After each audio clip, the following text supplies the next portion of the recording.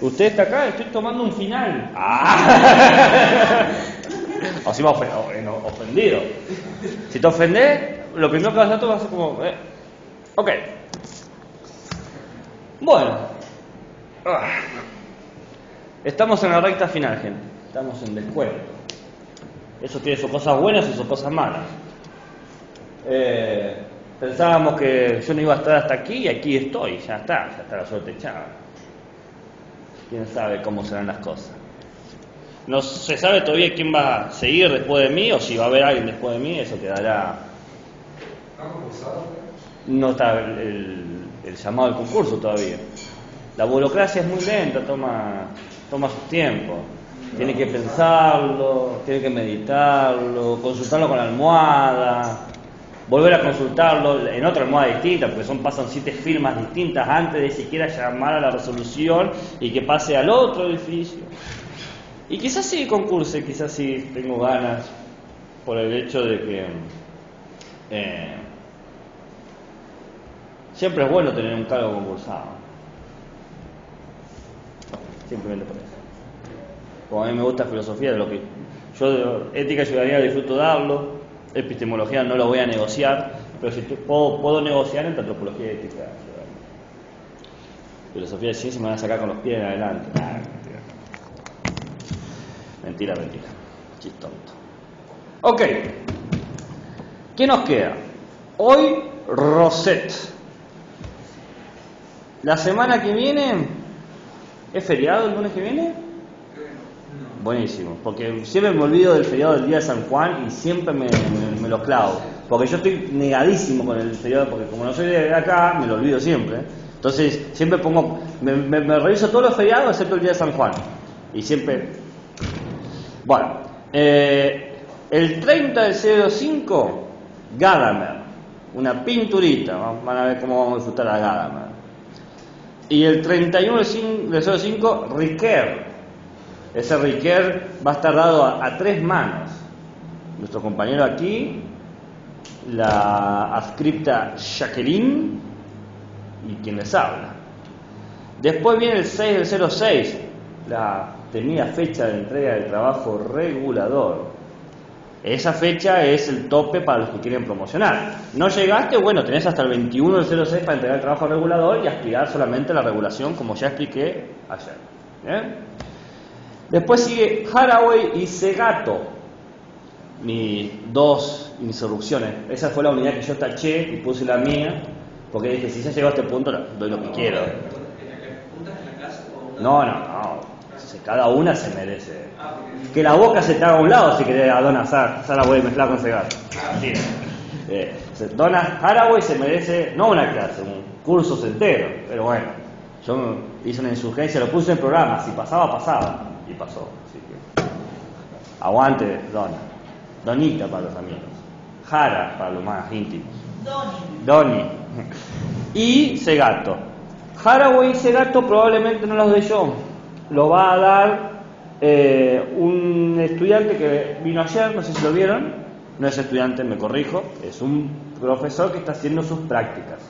Bien, entonces va a darlas él. No tengo entendido si tiene que darlas completa o un porcentaje, no entendí muy bien esa parte.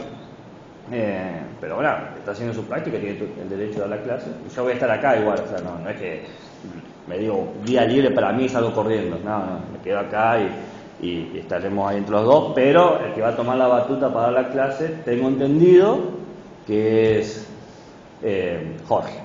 No sé si lo conocen. Bueno, ya lo van a conocer. Muy simpático. Y el 14 es de repaso. Repasamos toda la materia. O sea, yo hago como un lineamiento de puntos por cada uno de los autores que hemos visto, ¿no? Como las ideas centrales para que quede bien fijo. Y de última, un diálogo. Y el 21, que es el otro lunes, trabajo promocional. Y hacemos una party, una fiesta. Hoy nos toca Clement Rosette, si lo queremos pronunciar bien, pero no, yo lo castellanizo. Lo castellanizo porque como somos amigos con Clement, me doy el lujo de... Clemente, ¿decimos Clemente? ¿Les parece Clemente? Clement Rosset, un pensador franco-español, franco no, francés, español, y bueno, todas sus producciones en francés, pero sabía hablar muy bien español. Pero como hacen muchos franceses, cuando saben hablar tu idioma, no te hablan su otro idioma, te hablan en francés. Lo sé de primera mano porque yo le mandé mails a Rosset porque yo hice mi tesis de grado sobre él, ¿no? Sobre su obra. O sea, mi tesis fue el pensamiento de Rosset. Los lineamientos principales de la filosofía trágica de Clement Rosset. Y le mando la tesis y digo, ¿qué es eso? Perdido por perdido, ¿qué me va a decir? Y le escribo en español porque yo sé que él lee en español. Y me responde, re bien, re buena onda, en francés. Entonces le vuelvo a escribir en español. Y siempre me respondió en francés. Por suerte yo he aprendido a leer un poco francés por el hecho de que la obra de él era en francés y no toda su obra estaba traducida. Pero ahora creo que el 80% de su producción está traducida, así que es fácil de leer, está virtual. Cualquiera que empiece a leer a Rosset tendría que leer su obra capital, Lo Real y su Doble, pero Lo Real y su Doble. Y cualquiera que quiera divertirse con Rosset, lea La Fuerza Mayor. Yo creo que ahí hace la mejor interpretación que he leído alguna vez de Friedrich Nietzsche. O sea, si ustedes quieren, esta es mi opinión, si ustedes quieren realmente recuperar el pensamiento de Nietzsche tal como Nietzsche lo pensó, de una manera clara, precisa y directa, sin tanta idea de pro-cristiano, anticristiano, super nazi, contra nazi, el tipo que escribió la nada, el tipo que hay que censurar. No, lo que dijo Nietzsche, ese texto es muy bueno. Rosset era ese tipo de personas que te dan un poco de bronca o te dan ganas de pegarle en la cara. Porque a los 21 años ya se estaba doctorando. Vos decís, pará, chabón. O sea, ¿cuál es tu problema? O sea, ¿por qué más hacer ese tipo de cosas?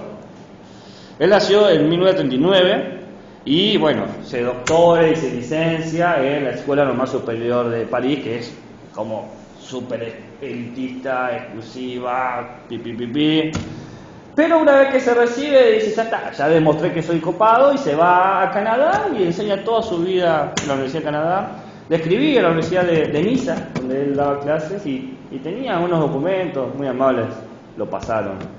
Yo soy medio carrota para esas cosas, si está vivo lo escribo. Una de esas. Y se escribe, da clases hasta el 98, fue un docente hecho y derecho. Nunca dejó de dar clase, pero nunca dejó de escribir libritos. Sus libros son muy cortitos, de 70, 75 páginas. Estilo como ahora se está haciendo muy popular ahora. Amigo de Derrida, amigo de Deleuze, después se pelea con Deleuze, después se pelea con Derrida. Y ahí le hace unas críticas a Derrida y Deleuze que vos decís, ¿cómo salir de este pozo de Derrida y Deleuze? Porque le da con un palo. Pero bueno, como nunca fue un pensador popular, para nada, si tuviese que catalogarlo en una jerarquía que no me gusta, pero bueno, para que haya una imagen de eso, sería un pensador de segunda categoría. No porque su pensamiento sea de mala calidad, porque uno no escucha a Rosset como escucha a Foucault, a Habermas, no son esos nombres que vos decís, claro, o Kant, en algún momento de tu vida tenés que estudiar a estos tipos. Yo personalmente, que a mí me gusta, sí, defiendo que hay que estudiarlo, pero también tengo que entender que académicamente no es uno de los autores que más se lee. Acá en San Juan, la otra persona que conoce a Rosset, no está acá en San Juan. Bueno, entonces no, nadie más conoce a Rosset. Lo estaba pensando en Córdoba. ¿No? En Córdoba hay otra persona que lo conoció a Rosset, o sea, que leyó a Rosset, ¿no? Que hizo una tesis sobre Rosset. Y después en Buenos Aires hay otra, y en México, y ahí se te acabó, ¿no? ¿Cuál es el problema? ¿Por qué Rosset no logra calar? ¿Porque su pensamiento es mala categoría? No creo. Yo creo que tiene un pensamiento muy incisivo, y el tema es eso, que tiene una actitud muy crítica, muy combativa, que lo hizo amigo de pocas personas. no era muy fácil de dar en los textos, porque era muy crítico. Era un poco como Aristóteles con Platón: soy amigo de Platón pero más amigo de la verdad. Bueno, eso decía José: soy amigo de Deleuze pero soy más amigo de la verdad. Y Deleuze la repitió, ¿no? Y convengamos que hoy en día Deleuze es como Foucault, uno de estos pensadores de culto, que tenés que conocerlo, tenés que leerlo, ¿no? Querés sonar snob en una fiesta y andate con un libro de Deleuze y decir ribosoma y quedar recheto, o sea, no hay forma de... Exactamente. No por nada Rosset es especialista en Schopenhauer. Y sí, el carácter de Schopenhauer. No, pero Schopenhauer daba patadas, Rosset escribía textos. Pero sí, igual de a poco yo sigo muy de cerca las lecturas que hacen otros de Rosset por interés propio, ¿no? No tiene nada que ver ni siquiera a lo que me dedico, porque ya no me dedico a eso. Pero poco a poco como que lo están revalorizando, le están dando el lugar que para mí Rosset se merece. Se están haciendo se empezó a hacer algunos congresos sobre su pensamiento.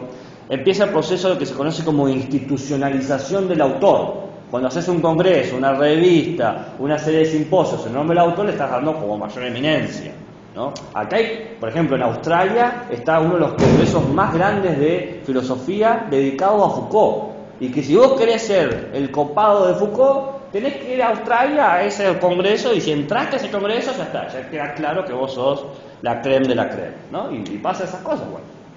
Ahí, para ese lado, yo calculo los 10, 20 años más, que Rosset va a quedar, no sé. Lo curioso es que de su vida hay poca información porque era muy reservado. No le gustaba, tenía un hermano, era bipolar, sufría la depresión de la bipolaridad y la euforia. Rosset era bipolar. Sí, euforia. Grado depresivo y manía. Eso, la hipermanía, ahí está. Muy bien, gracias. Claro, euforia no era, hipermanía. Curiosamente, él pasó, digamos, durante toda su carrera docente en esa bipolaridad en pozos depresivos, ¿no? O sea, él vivió su trabajo deprimido, equilibrado gracias al psicofármaco. Él siempre fue muy claro con eso. ¿Y por qué digo que es curioso? Porque él es un pensador que defiende la alegría, su pensamiento es sobre la felicidad y la alegría. Y siempre le preguntaban: ¿cómo puede ser que vos, como depresivo, ¿no? O que sufras comúnmente la depresión por tu bipolaridad, defiendas eso? Y dice: pero una cosa es una cosa y otra cosa es otra cosa. Yo sé, dice Rosset, que si yo no tomo estas pastillas por día, no me puedo levantar de la cama, ¿no? Eso es una cosa, es una cuestión biológica. Pero otra cosa es mi postura ante la existencia. Entonces, es muy curioso. Y bueno, murió en 2018. Murió hace muy poquito. Así que eso es un poco de Rosset. Yo puedo estar ahora hablando de Rosset, así que tengan cuidado. El pensamiento de Rosset tiene como 5 grandes influencias, 5 grandes corrientes. En primer punto, recupera todas las nociones de la tragedia. Principalmente la idea de tragedia en Nietzsche, que está conectada con la alegría, y la idea de tragedia en Schopenhauer, que está conectada con el absurdo. ¿Bien? Pero reconozcamos que el concepto tragedia proviene del teatro griego. Él, en base al teatro griego, se basa principalmente en Sófocles. Si se preguntan cuál de los 3 grandes, Sófocles, ¿no? ¿Alguien sabe cuál es el otro 2? Esquilo. ¿Y a qué después le gusta más de los 3? Ahora está estudiando más a Sófocles. ¿Sófocles? ¿Eurípides te gusta más? No, Sófocles. Eurípides. Es muy ñoño esa conversación. Esa es una conversación que se da en filosofía. ¿Cuál te gusta más de los 3 grandes? ¿No te sentís muy ñoño cuando decís: yo Eurípides por cómo se escribe? Nietzsche también escribe mucho sobre la tragedia. Sí. Entonces, leyendo Nietzsche, porque muchas personas, yo por lo que escucho de personas comunes, personas que no estudian filosofía, les interesa, siempre escuchan Nietzsche. Ah, sí. Entonces, siempre han querido leer, como amiga mía me dice, ay, niña, yo qué sé, leer Nietzsche, no, leí 3 páginas y lo dejé. Claro. Lo tenés que entender. Bueno, Nietzsche también se basaba mucho en la tragedia, Claro. estudió mucho la tragedia y por eso también. Como filólogo, estudió mucho eso. Claro. Esa es la primera corriente o la primera influencia de Rosset. La segunda es el estudio de la materia y la identidad, siguiendo a Hume, a Parménides y a Wittgenstein. De Hume sigue el empirismo escocés, ¿no? Muy característico de Hume, donde no hay una conciencia que sea única. En Parménides el problema de la identidad, ¿no? Lo que es y lo que no es. Y en Wittgenstein también el problema de la identidad, ¿no? El problema de la identidad en Wittgenstein es muy lindo. Yo no sé si llegan a verlo. Les digo dónde lo pueden encontrar, en los cuadernos azules y marrones. Ahí está el problema de la identidad en Wittgenstein. Muy interesante. Otra cosa que hace Rosset, como buen francés, hace una relectura de todos los moralistas franceses. Los moralistas franceses tienen la fama de ser excéntricos, satíricos, cínicos. Montaigne, Jean-Valjean, Nicolas Chambert, François de la Rochefoucauld, ¿no? Todos estos que eran como hasta medio burlescos, ¿no?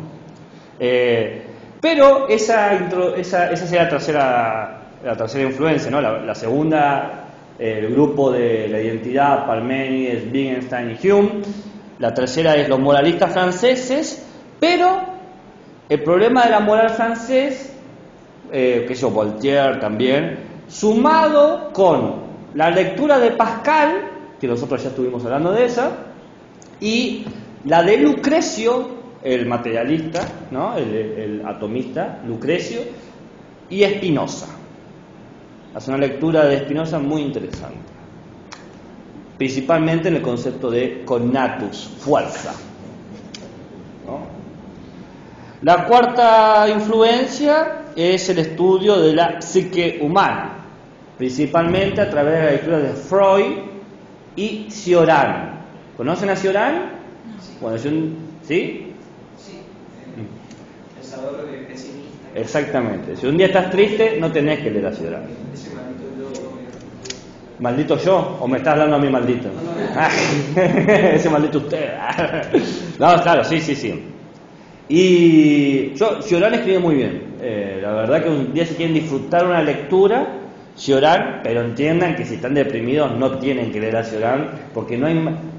Él es el tipo de personas que decía, ni siquiera pienso en suicidarme porque sería una pérdida de tiempo, ¿no? Una actitud sumamente... Dice, si a mí me dieran el trabajo de Dios, dimitiría de inmediato, ¿no? Esas cuestiones así, bien pesimistas, pero bastante interesantes, ¿no? Bueno, y lee el tema de la psique de Freud y Cioran a través del problema de la diferencia.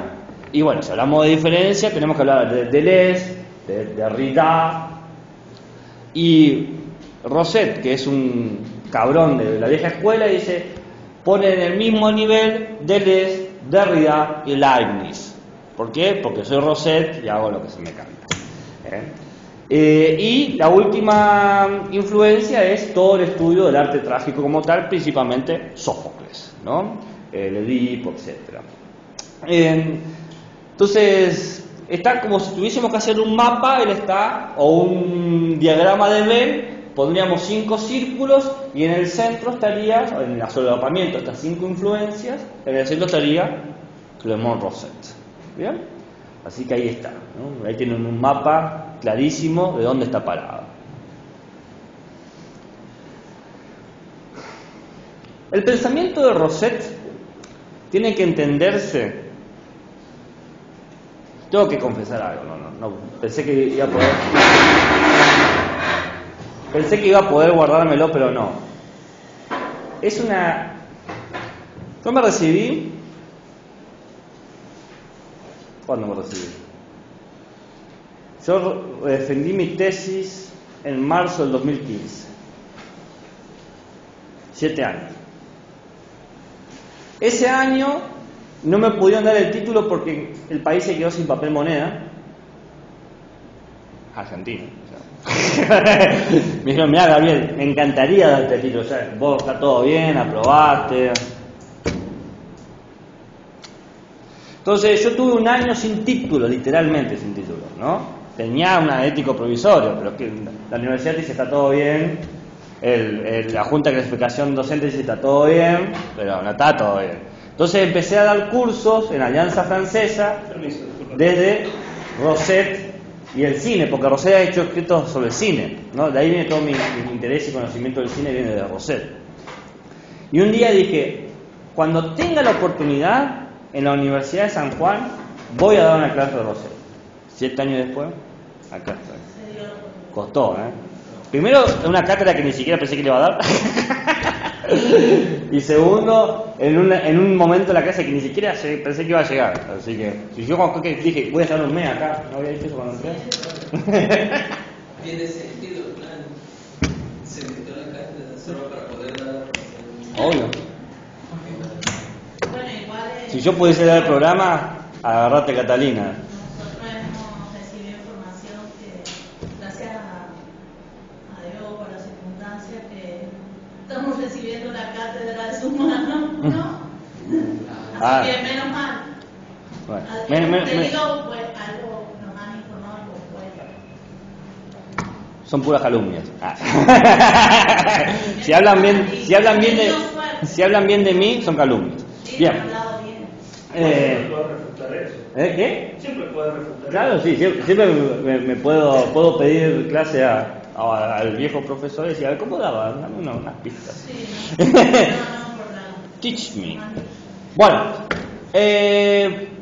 para entender el pensamiento de Clément Rosset, como digamos, iniciándose, deberían asumir que el pensamiento de Rosset defiende una ontología negativa que se sigue a una epistemología negativa, al estilo de Georgias. Nada existe, no puede conocerse. Eso es como para entrar, en realidad, para poder entender el concepto de trágico que vamos a hablar ahora. Pero en realidad después, al avanzar, nos damos cuenta que su ontología negativa y su epistemología negativa se pasa a una ontología mínima y una epistemología mínima. ¿Bien? Es decir, existen pocas cosas y podemos conocer pocas cosas. Pero para poder comprender como el primer lector que arranca, tiene que jugar a eso. Nada existe y no puede conocerse. Lo que existe o lo que hay son unas notas específicas, singulares e irrepetibles de la realidad. Entonces, el punto de lo mínimo no es banal, la idea de lo mínimo, el mínimo. Porque la idea que está operando Rosset es que hay una única realidad existente y es lo único a lo que podemos acceder.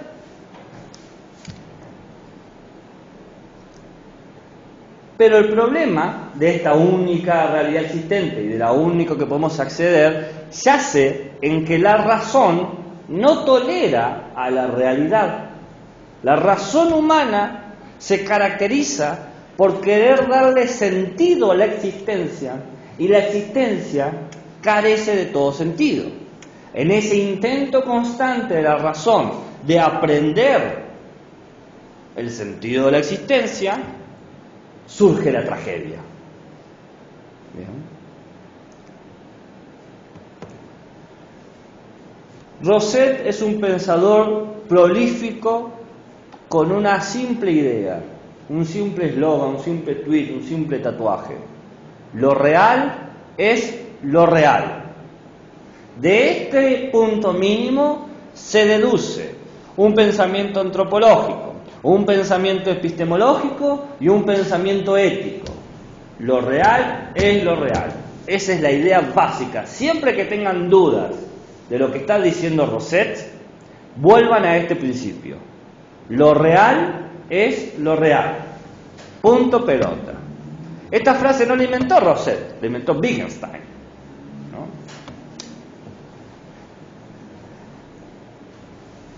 Lo curioso es que nosotros estamos en una situación azarosa y material en donde nos encontramos con el azar y la materia y le queremos dar sentido al caos. En esa búsqueda hacemos un movimiento doble entre nuestro acercamiento a lo real y el hecho de que no podemos tolerar la crueldad de lo real.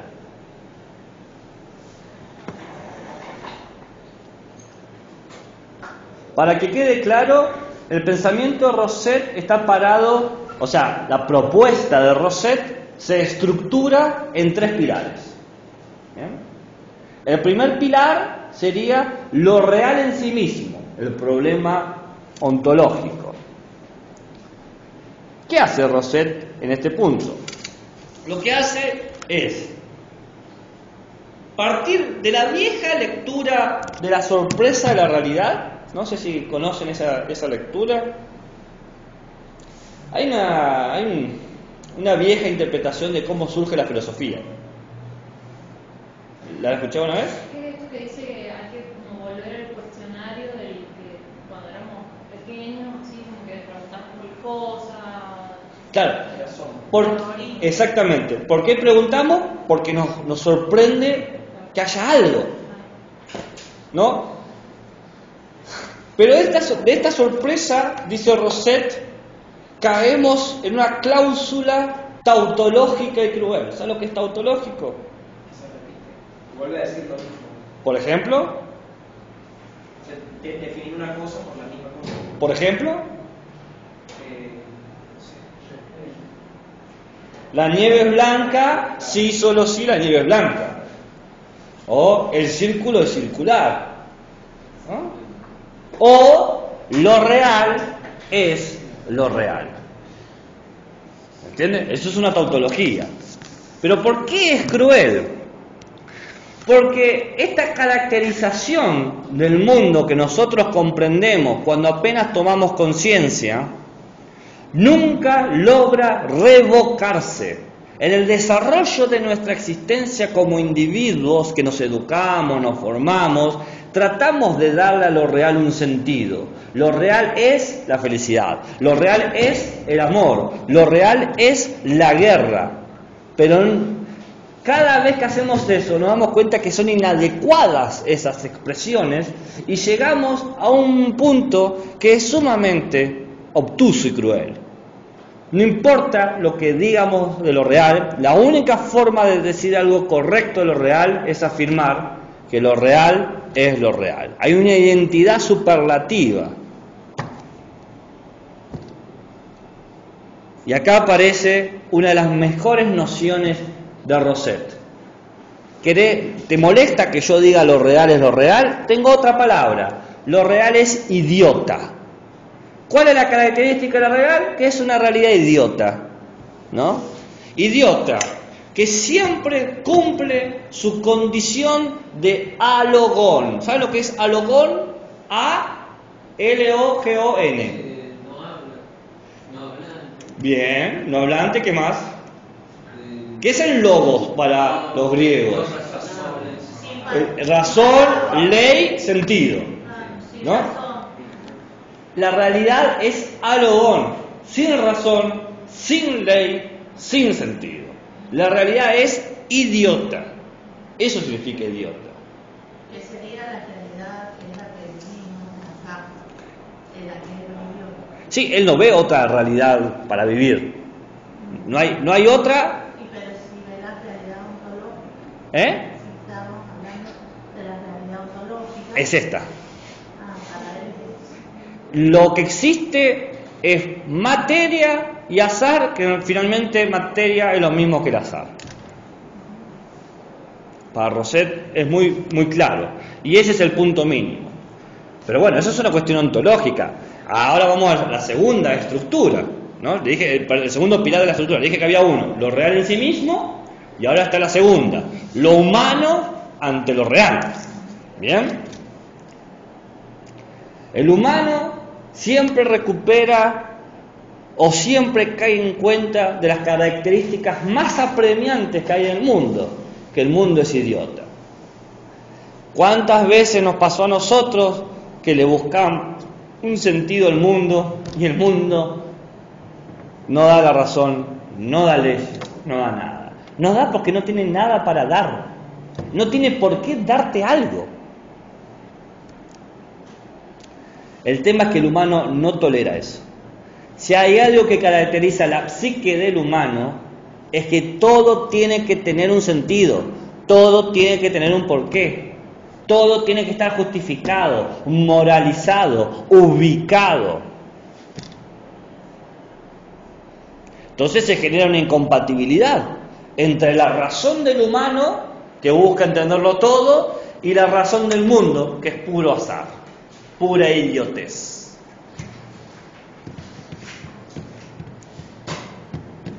El humano toma conciencia de eso, dice Rosset, cuando se da cuenta del punto más mínimo, más banal, absurdo, pero trágico que tiene el humano.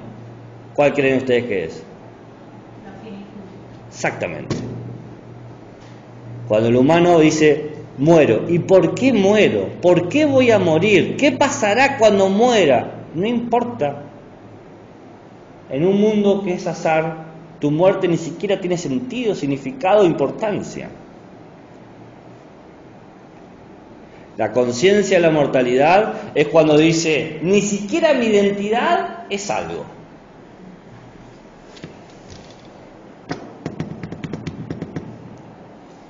Como el humano no tolera la realidad porque la realidad no tiene sentido y el humano vive en un mundo o espera que el mundo tenga sentido, aparece el tercer pilar, la moral. La moral es la invención humana para hacer tolerable al mundo. La moral es lo ilusorio, lo ficticio, lo persuasivo, lo engañador. La moral es cómo el humano duplica el mundo, copia el mundo para presentar la imagen que quiera. Es esto, pero otra cosa también.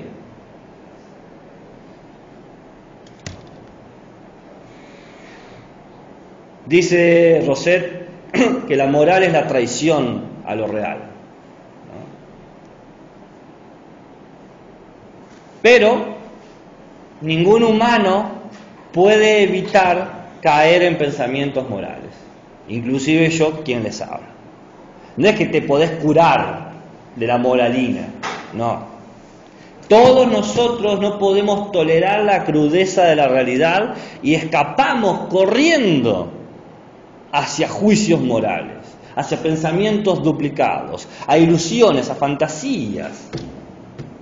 Y esa es la tragedia, porque mientras más nos damos cuenta que nos estamos engañando, más nos damos cuenta que no podemos digerir la crudeza de la realidad.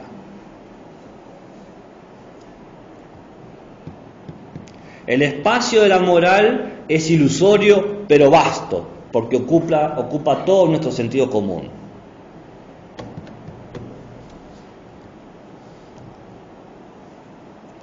Entonces, estos tres pilares crean la estructura del pensamiento de Rosset, que él lo llama, de una manera, qué sé yo, cariñosa supongo, la escuela de lo real.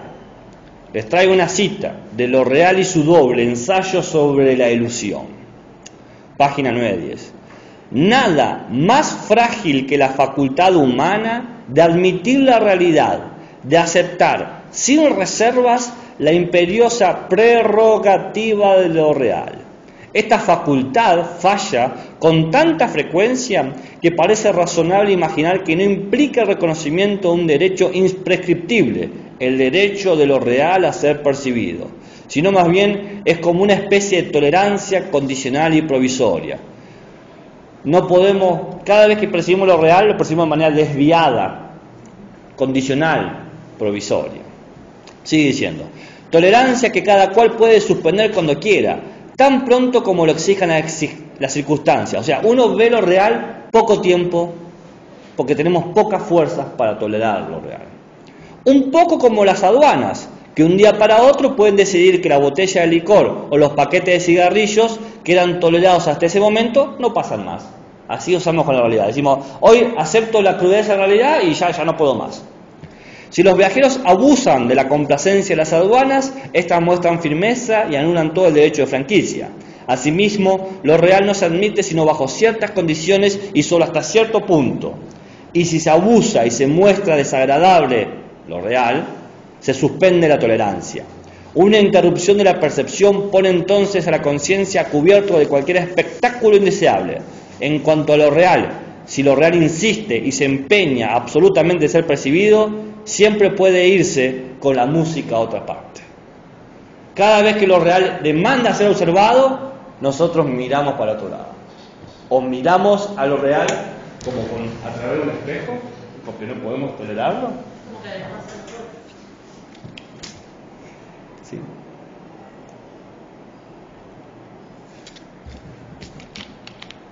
Las tres estructuras, nosotros nos vamos a concentrar en una sola cosa, en la parte antropológica, porque no se puede más. ¿Y con qué habíamos dicho que empezaba el tema? La real, ontología. No, usted lo dijo recién. La finitud, exactamente, la muerte. Digámoslo como es, la muerte. Ah, y empieza. Yo No, empieza antes, pero yo estoy dejando la parte ontológica. Yo expliqué la estructura. Todavía era la segunda. Claro. Qué agotante e imposible es representar la muerte humana. Porque cada vez que queremos pensar en la muerte aparece como algo detonado, no por explotar, sino que ya está explotado. Nadie ha vivido una muerte, y aquellos que lo vivieron no te pueden contar de esa muerte. Siempre aparece detonado. Estamos como en el momento de la explosión. ¿Vieron las películas de ciencia ficción donde está la explosión y se mueve en cámara lenta? Vos ves cómo está todo explotado y es imposible volver a unir todo. Demasiado tarde para analizarlo y falta demasiado tiempo para prepararse. ¿Quién está listo para morir? ¿Quién tiene el tiempo suficiente para analizar esa muerte? Y esa es la primera sorpresa. La conciencia de la muerte y la incompatibilidad que sentimos ante esa muerte. Darme cuenta que un día me voy a morir y que todo lo que me he esforzado para hacer, todas las cosas que me preocuparon, que me interesaron, que luché, que mentí, que engañé, o que reí y que ayudé, que me dio vergüenza, que me enojó, que me puso feliz, no va a importar para nada. ¿Por qué? Porque voy a estar muerto. Y más allá de eso, no solamente voy a estar muerto, porque uno dice, bueno, queda la memoria, los que se acuerdan de mí se van a morir.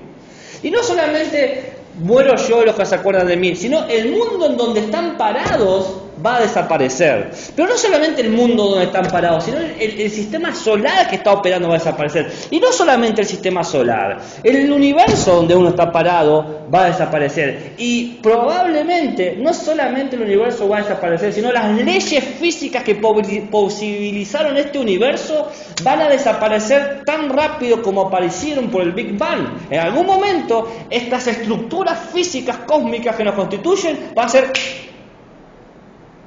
Y todo lo que hizo posible que esto sea, se va a desvanecer en el azar.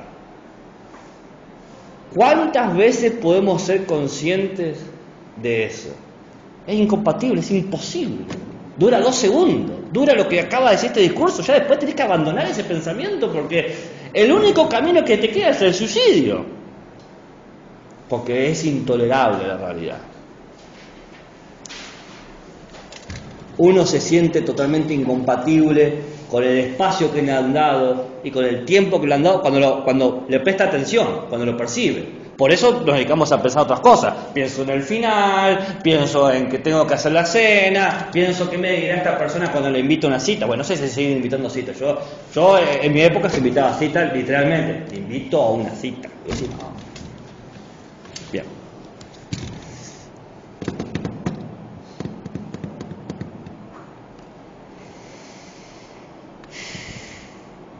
La muerte es un horror intelectual que produce una conmoción psicológica. Arruina la mirada. ¿Cuánto tiempo podemos mirar la muerte?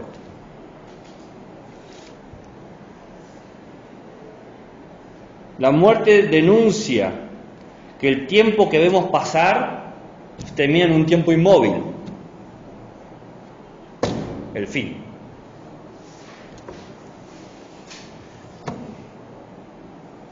La muerte tiene 3 notas trágicas. Y las notas trágicas de la muerte muestran en nuestra comprensión las primeras 3 notas trágicas de la realidad. La muerte humana nos acerca a las primeras 3 notas trágicas de la propia realidad. La muerte es irreconciliable. Nadie puede dimensionar lo que implica su propia muerte. Uno puede más o menos imaginarse, pero tener una dimensión y comprensión final no se puede. Porque la muerte es algo que traspasa, la muerte no es algo que se te devuelve. Dice, bueno, hoy te quito la vida y en 3 días te la devuelvo. No es así. Entonces es irreconciliable, no tengo manera de dimensionarlo. Pero encima la muerte es irresponsable, porque le quisiera acusar a la muerte que está ahí para matarme, que está para arruinar mis planes, mis proyectos de vida. La muerte dice, yo no tengo nada que ver con tu... que vos hayas negado la mortalidad no es problema mío. Si nosotros aceptáramos la crueldad de la muerte, nos daríamos cuenta que el libre albedrío es una ficción que hemos construido para distraernos hasta el momento que termina todo. ¿A quién vamos a apelar cuando llegue nuestra muerte? Irresponsable, irreconciliable, pero indispensable. Es el elemento esencial de toda forma de vida. Todo lo que está vivo muere. Es más, nuestra vida y las vidas no tendrían la atracción que nos tiene a nosotros psicológicamente si no fuésemos conscientes de su finitud. Y acá aparece un mito. Lo construye él, ¿no? Le dice, lo construyo yo porque no lo he leído y no hay pruebas de nada, pero esto es un mito. El mito de la primera tumba, uno de mis mitos favoritos. ¿Y saben por qué es mi mito favorito? Porque yo ese mito lo había leído antes de leer a Rosette. Lo leí en un cómic llamado Gilgamesh el Inmortal, de Lucho Olivera, un comiquista argentino. El mito dice lo siguiente. Imagínense los primeros seres humanos, los primeros, que viven en comunidad. Somos los primeros humanos, entonces no sabemos lo que es la muerte. No hemos tenido ese momento de decir a alguien. Pero un día, alguien que se acostó a dormir no se despertó. Al principio pensábamos que está dormido, pero el tiempo pasa y su cuerpo empieza a marchitarse. ¿Qué hacemos con ese cuerpo que está en nuestra casa que empieza a apestar? Y bueno, lo enterramos, lo sacamos y le hacemos una tumba. Pero pasa el tiempo y esa tumba es un recordatorio de algo. Quizás el próximo soy yo. Quizás un día yo me acueste y no me vuelva a levantar. Esa es la conciencia de la muerte. Yo no sé cuándo, no sé cómo, pero sé que va a pasar. Me hace acordar la falleció una de las hermanas de mi suegra, ya son todas grandes, hace un tiempo. Está uno de los cuñados que dice las cosas así nomás, uno de los mayores de las hermanas. Sí. Y le dice a otro, son como 7 mujeres de las hermanas. Y dice, estas viejas no lloran porque se han muerto la mía. Estas viejas lloran porque ven que ya cada vez la tienen más cerca. Bueno, pero fíjate, Rosette habla de eso, ¿eh? A Rosette le preocupa mucho el tema de la muerte y dedica varias páginas. Y dice, tal es así, es muy común ese pensamiento en los velorios, sino también que hasta nos incomoda tanto la muerte que encontramos formas desviadas o indirectas, es decir, el fiambre, ¿no? Ahí, lo hicieron fiambre, ¿no? ¿No escucharon una vez esa palabra? O reventó, o está cosechando margaritas, no sé, está en un lugar mejor. Tanto nos cuesta reconciliarnos con eso, que sabemos que es indispensable porque nadie de aquí, a ver, ¿Quién de los que están aquí no va a morir? ¿Y quién de aquí no sabe que va a morir? Y el problema es que esto se vuelve ininterpretable. ¿Qué información tienen? Porque hace 20 minutos estoy hablando y no les he dicho nada nuevo. Esto ya lo sabían ustedes. No les he traído una noticia de mañana. Les vengo con el diario de ayer. Decir que van a morir es decir simplemente que son humanos. Decir que van a morir tiene el mismo peso argumental que decir lo real es lo real.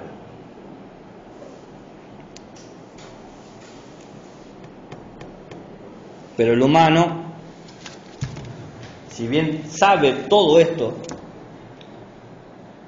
no lo acepta. El humano cree que puede escaparse de esta situación. Hay alguna forma, voy a encontrar, le voy a ganar un día a la muerte. Con que le gane un día, he triunfado.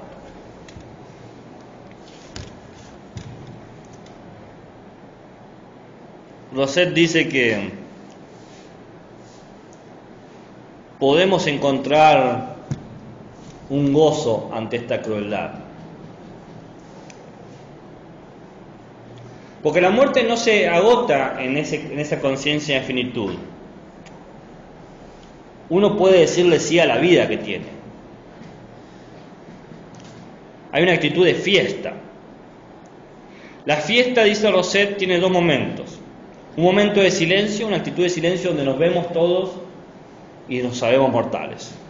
Uno se para y dice, aquí hay gente que ha llorado, aquí hay gente que ha reído, aquí estamos nosotros. Y después de ese momento de silencio, donde nos damos cuenta que todas las cosas que nos preocupan son hasta nimiedades, viene la risa. El absurdo. Mirá lo que me estaba preocupando. ¿Cuántas veces uno se hizo la cabeza por algo y de repente pasa algo y te desarma completamente todo eso? Y cuando dice eso Rosset, cita a Nietzsche. Acá tengo la cita. En El caminante y su sombra, el fanático, la desconfianza y su garantía. Un diálogo entre el viejo y Pirrón. ¿Conocen a Pirrón?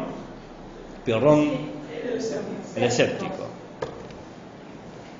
Les leo la cita. El viejo: ¿quieres intentar lo imposible y educar a los humanos? ¿Cuál es tu garantía? Pirrón: esta. Quiero poner a los humanos contra mí. Quiero confesar públicamente mis arrebatos, mis contradicciones y mis necesidades. No me escuchen, les diré, hasta que me haya igualado, puesto por debajo del más vil de ustedes. Ármense en todo lo que puedan contra la verdad ante el asco que les inspira su defensor. El viejo: prometes demasiado. No creo que pueda soportar ese peso. Pirrón: entonces le diré también que soy un hombre demasiado débil y que no puedo cumplirlo con lo que prometo. Cuanto mayor sea mi indignidad, más desconfiarán de las verdades que digo. El viejo: predica la desconfianza entonces. Pirrón: sí, predico una desconfianza como nunca hubo en el mundo. La desconfianza de todo y de todos. Es la única vía que lleva a la verdad. Pero no piensen que este camino los llevará junto a árboles o hermosos sauces. Encontrarán granos pequeños y duros que son las verdades. Durante décadas tendrán que comer mentiras a puñados para no morir de hambre. El viejo: tus palabras son las de un fanático. Pirrón: tienes razón, quiero desconfiar de todas las palabras. El viejo: entonces tendrás que callarte. Pirrón: les diré a los hombres que debo callarme y que desconfíen de mi silencio. El viejo: entonces ¿renuncias a tu empresa? Pirrón: al contrario, me acabas de indicar la puerta por donde debo entrar. El viejo: no sé si nos estamos entendiendo. Pirrón: probablemente no. El viejo: mientras te entiendas a ti mismo. Pirrón: puede que no sea así. Y se ríe. El viejo: callar y reír, ¿esa es toda tu filosofía? Pirrón: no sería la peor. Callar y reír. ¿Qué podemos decir del mundo? Nada más que lo real es lo real. y podemos aceptar y estar en una fiesta y reírnos, o negar e inventar mundos paralelos y múltiples. Esa es la idea.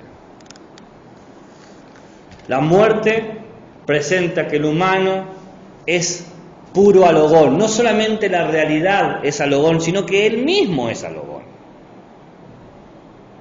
La muerte expresa la constitución azarosa del mundo y que uno azarosamente está constituido. Un claro ejemplo del azar que nos constituye son las pasiones, los que nos mueven. ¿Por qué esta pasión? ¿Por qué tengo este amor? ¿O este odio? ¿O esta avaricia?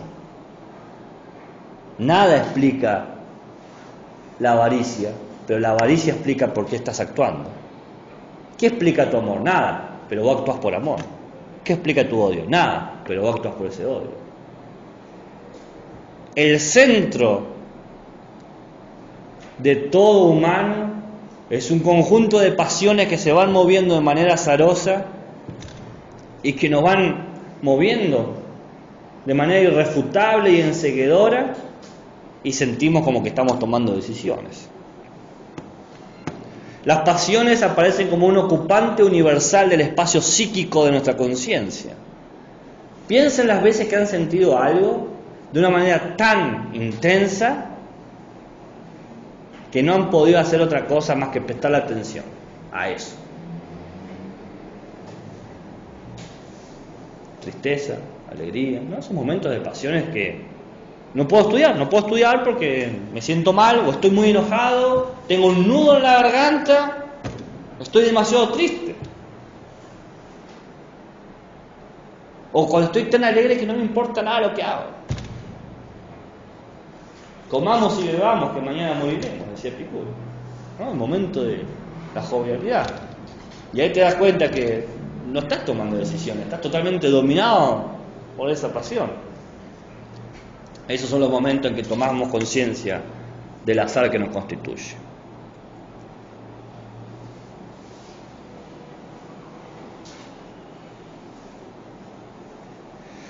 Las pasiones humanas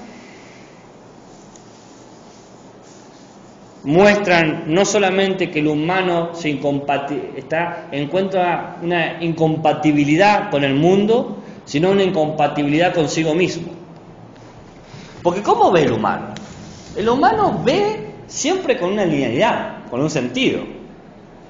Conecta el pasado con el futuro, busca causas. Conecta lo que sucede con elecciones, busca voluntades. Conecta lo que sucede con lo que puede suceder, piensa en los proyectos futuros.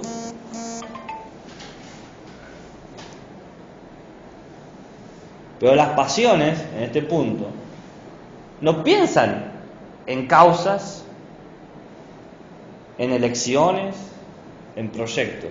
La pasión es ahora, aquí y ahora. No se remite a otros objetos, ni siquiera les interesa lo otro.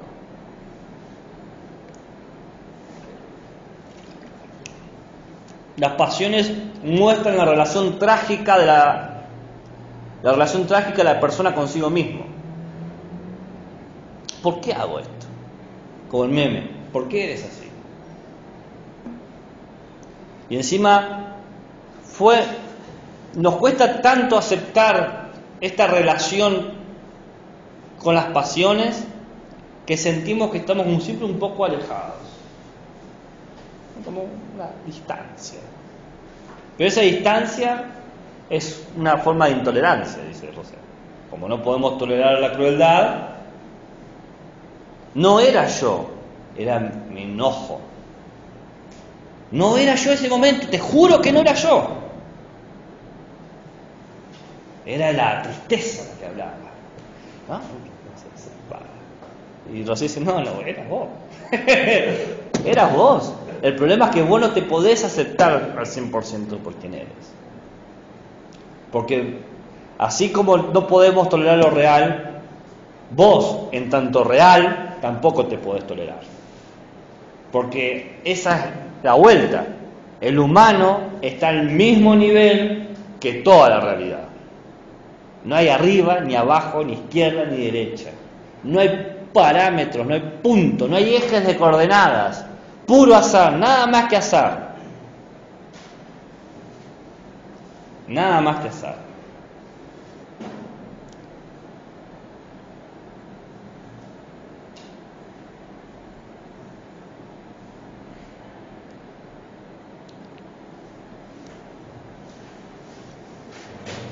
¿Y saben la consecuencia de esto? Que uno cree que por lo menos hay algo que lo diferencia de afuera. Mi interioridad. Dice, bueno, ok. Quizás tengo una interioridad que me protege. Y entonces dice, no existe el yo interno, no existe el ego, no existe somos pura materialidad externa. Tu identidad es tu yo social. No hay nada oculto, no hay un velo detrás de esas cosas. No hay un yo privado.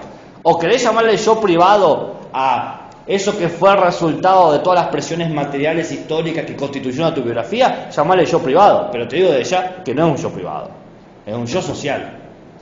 Eres lo que otros han apuntado, señalado, determinado, prisionado sobre ti. Tal es así que los estudios psicológicos cognitivos muestran que si vos tenés 90 personas que dicen esta mesa es roja, la 91 va a decir esta mesa es roja, por más que la mesa sea verde, porque la identidad y la percepción del mundo opera a través de la lógica social. Y hay montonazos de experimentos que lo demuestran. O sea, no es una cuestión... la psique humana funciona para afuera, no para adentro. Nietzsche, Rosset, en el texto que tienen que leer, Lejos de mí, estudios sobre la identidad, en la parte El embrujo del yo, dice lo siguiente, página 26-28. La supremacía del yo social sobre el yo privado se observa a sí mismo en el hecho que todos los filósofos de San Agustín en adelante sitúan la continuidad de la persona en la facultad de recordar. ¿Dónde está la identidad? En la memoria. En la memoria, sin la cual la unidad del yo se dispersaría y desgregaría en sensaciones aisladas e independientes una de otras. Ahora bien, la continuidad de la persona concierne a todas luces al yo social, es decir, lo que ha hecho, lo que ha dicho. Toda vez que su continuidad psicológica no se presta a una rememoración detallada y a lo sumo podría abarcar un breve instante, solamente durante un breve instante, y aún en este caso se trata de una hazaña que exige el ingenio y la agilidad mental de un Dupont capaz de adivinar. La secuencia de ideas, por ejemplo, de los crímenes de la calle Morgue de Edgar Allan Poe, del amigo que camina en silencio a su lado y no ha abierto la boca en casi un cuarto de hora. Se sigue que si bien el yo no puede más que encomendarse a su propia memoria, no puede tratarse más que de una memoria en cuanto ser social y que por consiguiente no hay más yo que el yo social. ¿Qué somos? A ver, ¿quiénes son ustedes? Si ustedes me empiezan a contar quiénes son, van a contarme cosas que han hecho, cosas que han dicho. Todas cosas que pueden ser vistas o registradas. Quizás han hecho algo que no fue visto, pero mientras recuerdan ustedes, va a ser parte de ustedes. Pero ¿estaba la posibilidad de ser visto? ¿Qué han hecho? ¿Qué han dicho que no era posible de ser visto, de no ser oído? Me decís, me detuve a pensar, ¿se te pudo ver pensando? No hay nada que escape a lo público.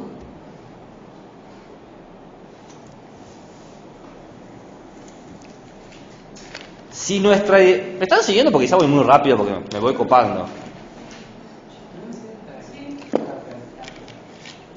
Si la identidad del humano está en lo social, si quién es uno como persona está en lo social, la idea mismo de humano es un artificio.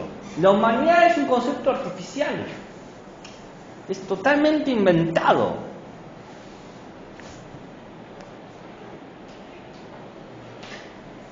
Hay un tango que habla sobre eso. Gira y gira. ¿Lo conocen el tango? Sí. ¿No? De Discépolo, ¿no? El poeta del tango. ¿Saben lo que significa gira gira? Gira gira viene del lunfardo girare, ¿no? Una palabra italiana que significa rodar sin sentido. Entonces dice: verás que nada es mentira, verás que todo es mentira, verás que nada es amor, que al mundo nadie le importa. Gira, gira y gira. ¿Eh? Gardel acá, sí, sí. Hay un videoclip donde está Discépolo y Gardel, ¿no? Uno de los primeros videoclips argentinos de música. Y entonces le pregunta a Gardel por qué hace este tema. Y dice: porque yo hago temas sobre la vida.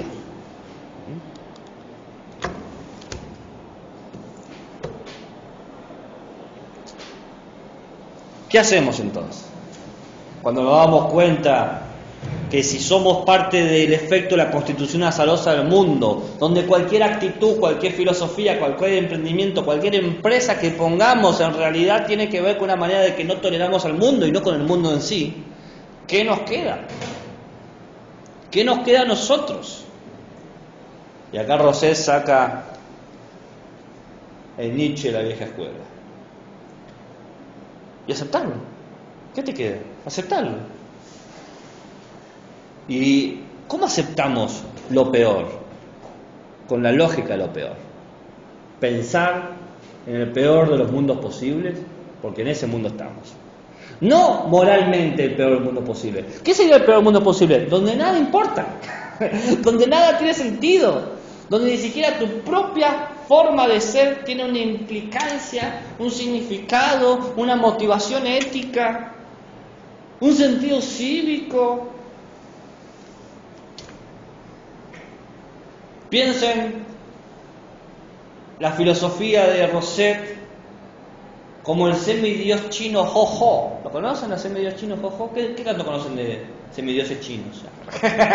El semidios chino Jojo es uno de mis semidioses favoritos. Sí, tengo semidioses favoritos y semidioses que no son favoritos. Los semidioses favoritos míos son los semidioses de las bromas, ¿no?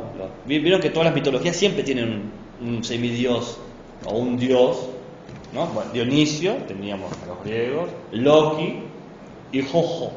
¿Pero por qué Jojo? Porque Jojo hace algo. Jojo lo que hace es pararse en la cama matrimonial y burlarse de las peleas de los casados. Eso hace. ¿No? Lo que hace es que se peleen los casados y se ría de eso. Rosset dice que su pensamiento es un poco a eso. ¿Ha visto la humanidad que se está peleando porque si es ciencia, porque si es religión, por si A o por B? Dice, pero nada de eso tiene ningún asidero con lo real, porque todo eso busca un sentido. Intentar explicar a la realidad en términos científicos es una manera de negarla. Intentar explicar la realidad en términos religiosos es una manera de negarla. Cualquier búsqueda de explicación final que quede claro, inclusive esta que estoy enunciando ahora mismo, cae en un balde totalmente roto, con pérdida. Entonces hay que hacer una lógica de lo peor. Y la lógica de lo peor es hacer un discurso y pensamiento del fin. Pensar en las situaciones más inimaginables, las peores condiciones, lo crudo. ¿Saben lo que es lo crudo? Lo crudo es lo que sangra. ¿Por qué se llama crudo algo? Porque está mal cocido. Y esa es la actitud que tenemos con el mundo. Si lo hubiesen cocinado un poquito más, hubiese sido más fácil de digerir. Si me hubiesen avisado cómo empezaba el mundo, hubiese venido más preparado. ¿Cuántas veces hubiésemos dicho, lo que hubiese hecho si sabría esta cosa? Si hubiese tenido el tiempo suficiente, la información necesaria. A eso también lo llamaría el suicidio filosófico. ¿Quién? No, también Ok. es más o menos parecido a lo que él indica como un suicidio filosófico. Bien. También. Lo que estamos hablando Sí. sobre el poner en otras cosas la realidad de lo que está hablando recién. Está bien. La explicación que dio recién es parecido a lo que es el suicidio filosófico para vernos en el mito de Sísifo, explica así. Claro. Como que uno busca otras cosas como la religión, como Claro. todo eso, para olvidarse de esa realidad, de lo real. El divertimento, Pascal lo llamaba el divertimento, el distraerse. Exacto, del texto. ¿Qué crees? También está una influencia histórica, ¿no? Esto de imaginar lo peor posible para de algún modo acostumbrarnos a ello y cuando llegue, o sea, no pensar Te veo así porque te pega el sol, no porque... Te veo así porque me pega el sol, entonces trato de ver tu rostro. No, que los estoicos también tenían una práctica similar. Claro, sí. Pero los estoicos tenían una idea, ¿cuál era? ¿Con qué estaban comprometidos los estoicos? En realidad con dos. ¿Eh? Con la naturaleza. Y la razón. Y Rosé, o sea, es verdad la aceptación, pero Rosé no te va a aceptar. Es más, su tesis doctoral, ¿sabe cómo se llama? La antinaturaleza. En realidad escribió una tesis doctoral que se llama La lógica de lo peor y se la bocharon, ¿no? Le dijeron que era muy dura, que no se podía defender. Entonces hizo otra, con lo que le sobró la lógica de lo peor, lo juntó y pues toda la antinaturaleza. Lo aprobaron y después hizo como otro posgrado más y la lógica de lo peor, y están los dos libros, la antinaturaleza y la lógica de lo peor. Pero sí, hay una cuestión, ¿saben cómo se llama eso? Se llama pensamiento farmacológico, el arte de los venenos, ¿no? Tomar dosificación de veneno para que no te mate, pero para poder tolerarlo. Farmacológico, el arte de los venenos. Claro, es que en la etimología la farmacia tiene que ver con el veneno. El pensamiento de lo peor busca hacer verbo la situación de nulidad que ya existe. Imaginar el escenario más cruel, más posible, más superlativo. Tomar plena conciencia de lo que implica existir. Eso supone una actitud extrema de afirmación a todo. Aceptar lo real como es. Sin tapujos, sin pedirle, sin cláusulas. El mundo tiene que ser así. Pero cualquiera, porque ya me dice, pero eso es un mundo muy injusto. Ni siquiera pedirle que el mundo sea injusto, no pedirle nada al mundo. No estamos en posición de pedir. Con la lógica de lo peor se hace patente que ni la naturaleza ni el humano han podido producir algo. ¿Qué podemos adjudicarnos si todo es parte o efecto del simple azar? ¿Qué puedo decir esto es mío o es tuyo?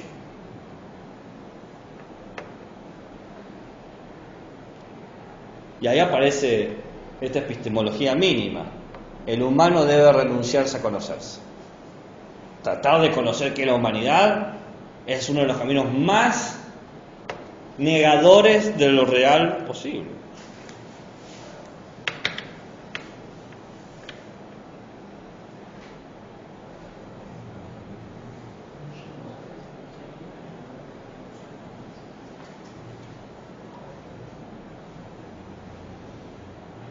Todo lo que hay ocurre en el azar, por el azar, a través del azar, indistinto, indiferenciado, confuso. A ver, si yo tuviese tiempo explicaría por qué la palabra azar, porque hay una etimología, el origen de la palabra azar, por qué no caos, por qué no desorden. No hay tiempo. Simplemente, yo la palabra azar la interpreto como de poder llegar entonces, ¿qué pasaría? Que si yo no puedo decir lo que realmente voy a vivir porque no sé qué me va a pasar en el camino. Sí, no solamente... A ver, es verdad, bien, pero el tema es que no importa qué pase, nada de lo que pase tiene un motivo. Inclusive esto que nos esforzamos nosotros sistemáticamente de sostener durante un cuatrimestre, tiene razón de ser. Claro, yo no sé si en el camino ya está destinada a mi muerte, capaz en ese camino. Pero ahí está, ni la palabra destino entra en juego, ¿no? Pero bien lo que has dicho, porque esto genera una tensión. Me veo encaminado al mundo y me veo perdido en el mundo. Encaminado porque sé que voy a morir, pero perdido es porque no tengo bien claro dónde están mis fuerzas para mantener esto. Porque yo tengo que mantener esta charada, este teatro. Tengo que decirle a ustedes que soy Gabriel Parabano. Tengo que trabajar todos los días para llegar a fin de mes. Tengo que corregir, tengo que enseñar, tengo que mantener eso. Por más que yo sé que todo eso que hago no tiene ningún sentido.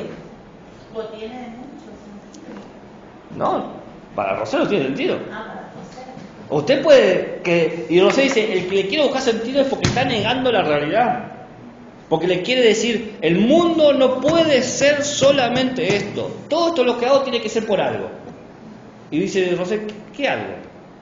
¿Dónde está ese algo? Dios, la naturaleza, ¿dónde están? Muéstrenlo, tráiganlo. Nada sale de lo real. Todo está en lo real. Y lo real tiene una sola cláusula, una sola condición, que es real. Lo real es lo real. Pedir algo distinto, lo real es lo real, pero es bueno, pero venimos acá para ser felices, pero estamos acá para tener hijitos. No.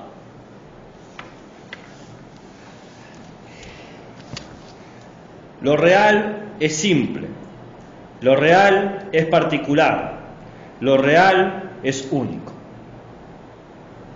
Simple, particular y único. En una palabra, idiota.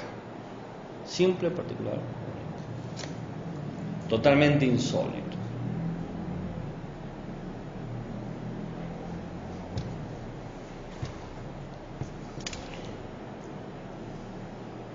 Y nosotros mayormente no aceptamos eso. Ni yo, ni Roset, ni nadie. Me levanto y digo, no, tengo que. Pero hay momentos, dice Roset, donde aceptamos los regalos.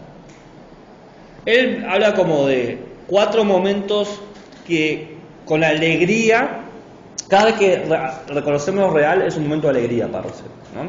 4 momentos. Está el amor, ¿bien?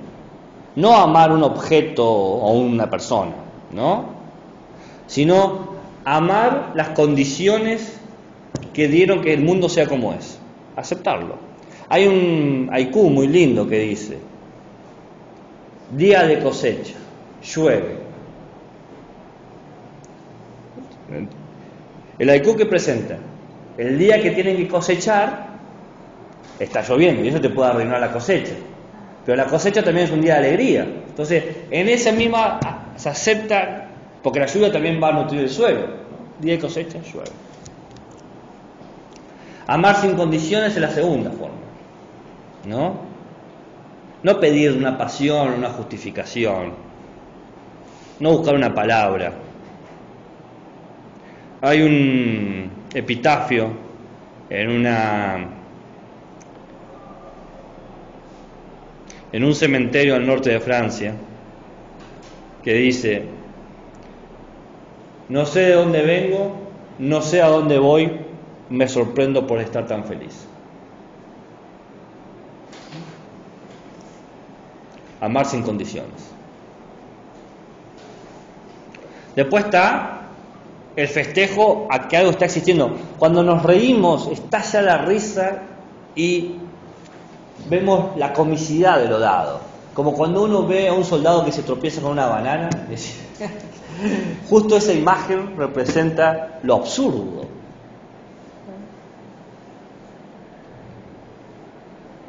Perdón, profe, el festejo de lo que está existiendo. Y después observar la invisibilidad de lo real. Eso es cuando ustedes ven algo, una persona, un objeto, y se sorprenden. ¿Nunca les pasó que vieron un objeto y les llamó la atención muchísimo? ¿Qué sé yo? No sé si se han enamorado alguna vez, pero ver un rostro por primera vez de la persona que se han enamorado y quedar, no puedo creer lo que estoy viendo, ¿no? Observar lo que nadie observó y te das cuenta de una peca que nadie se dio cuenta, ¿no? una arruga, esa arruga que se hace cuando se ríe, que vos solamente te des cuenta, la invisibilidad de lo real. No, yo no creo en el amor a primera vista. No, no estoy hablando del amor a primera vista, no se habla del amor a primera vista, ¿eh? No es ni a primera ni a segunda, estoy hablando de la persona que... De un amor. Estoy tomando un ejemplo de lo que creo, porque Rosset siempre da ejemplos muy cotidianos. Trato de tomar... Rosset da ejemplos con películas, con cómics, con el día a día, con el kiosco, da ejemplos muy banales, porque él habla a la calle, ¿eh? Claro, no va a hablar de la academia. Muy bien, exactamente.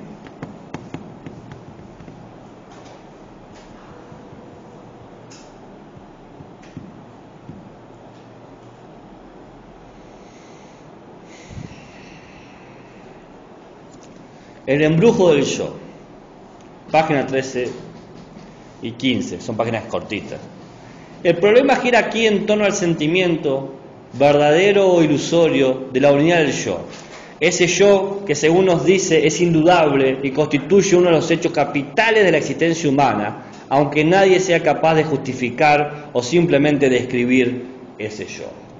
Es sabido que David Hume fue el primero en señalar este atolladero filosófico, que más tarde preocuparía mucho a Kant. Dice Hume: en lo que a mí respecta, siempre que penetro más íntimamente en lo que llamo mí mismo, tropiezo con esta u otra percepción de frío, de calor, luz, sombra, amor, odio, dolor, placer. Nunca puedo atraparme a mí mismo en ningún caso, sin una percepción, y nunca puedo observar otra cosa que no sea esa percepción. Tras una reflexión seria y libre de prejuicios, que alguien piense que tiene una noción diferente de sí mismo, tengo que confesar que no puedo seguir en sus razonamientos. Si alguien cree que tiene otra cosa aparte de esas impresiones en su cabeza, dice: yo no sé de qué está hablando. Todo lo que puedo concederles es que puede estar tan en lo cierto como yo, y que ambos somos esencialmente diferentes en este particular. Es posible que él pueda percibir algo simple y continuo a lo que llama su yo, pero yo con certeza, en mí no existe ese principio. Cada vez que busco dónde estoy yo, ¿dónde? En mi interioridad no estoy. Y el problema es que tampoco me encuentro en mi interioridad. El artificio del humano lleva a entender que finalmente el humano es un ser trágico.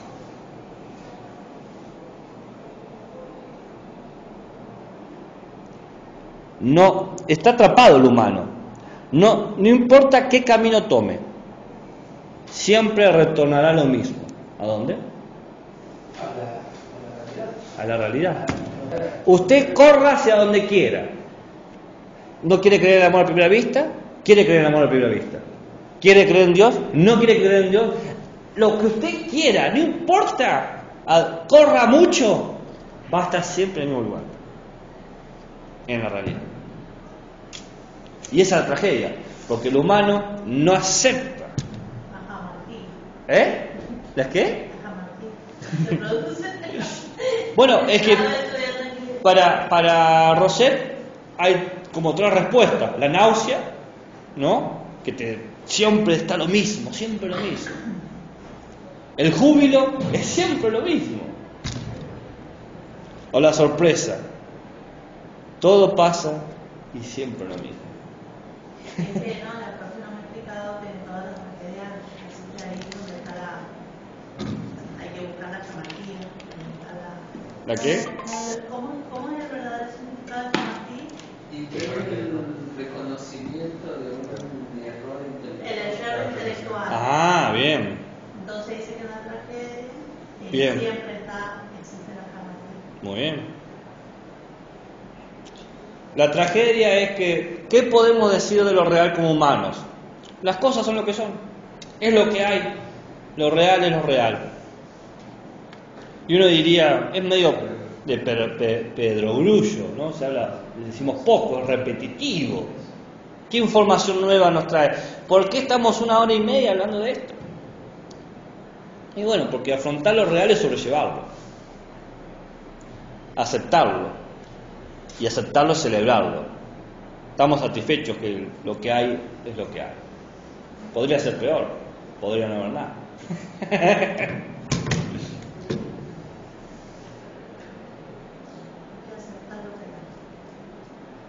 Pero este pensamiento de lo real opera en las personas. Yo tenía un tío que luego de conversar de lo que sea, terminaba con la frase, es lo que hay. ¿No? Y eso es una actitud filosófica rosetiana de pura cepa. Porque es así, es cuando dice, es lo que hay, ¿qué le vamos a hacer? Esos momentos, dice Rossetti, ese momento donde estamos aceptando lo real. Y inclusive hasta en las religiones aparece. ¿Qué dice Moisés cuando baja del monte Sinaí? ¿Qué fue lo que le dijo Yahvé a Moisés? Porque Moisés le pregunta, ¿quién eres tú? Y Yahvé dice, soy quien soy. Soy quien soy. Lo real es lo real. ¿No? Esa lógica ya existía, ya se comprendía eso. Y acá Rossetti no habla de religión en el sentido de defender la religión, está hablando, mostrando un ejemplo de que esta conciencia existía de los griegos con su teatro trágico, las religiones con la aceptación de que Dios es lo que es, y punto. Dios es Dios, no se discute más eso. Quien quiere buscar una profundidad conceptual, el que me demande una verdad ontológica, el que espere otro sentido más que eso, tiene que ver con su propia intolerancia al mundo, no con la información del mundo.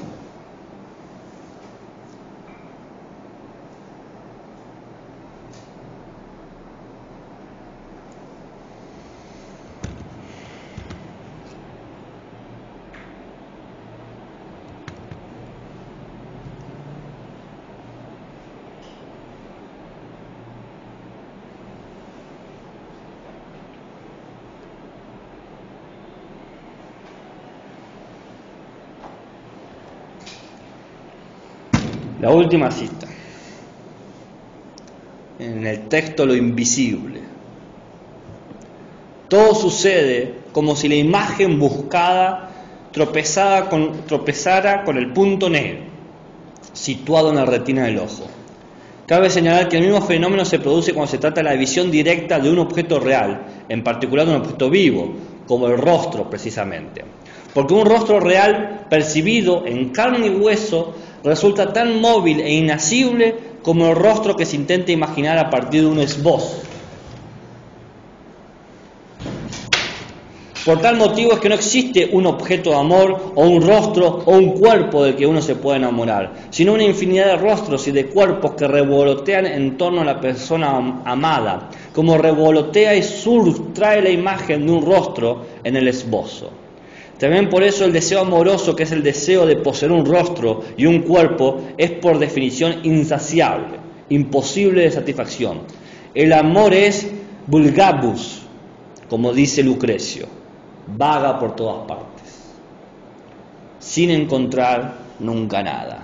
La única diferencia en este caso entre el mundo real y el mundo imaginario es que en el mundo real nos encontramos con una sucesión de imágenes que desaparecen apenas la hemos visto, mientras que en el mundo imaginario nos enfrentamos a una sucesión de imágenes o de impresiones de imágenes sin que ninguna de ellas se ha dejado de ver. Luchamos por mundos imaginarios, que cada vez que lo queremos ver en este mundo, no están. Y la imagen que tenemos del humano es una imagen ficticia. Cuando buscamos al humano en los humanos, no está. No hay humano. Muy bien, ¿alguna pregunta, interrogante, comentario, insulto, nota al pie, crítica constructiva? ¿No? ¿Sí? ¿Arriba, abajo? ¿Creen que aprendieron algo? ¿O simplemente fue 1 hora y media de decir lo mismo?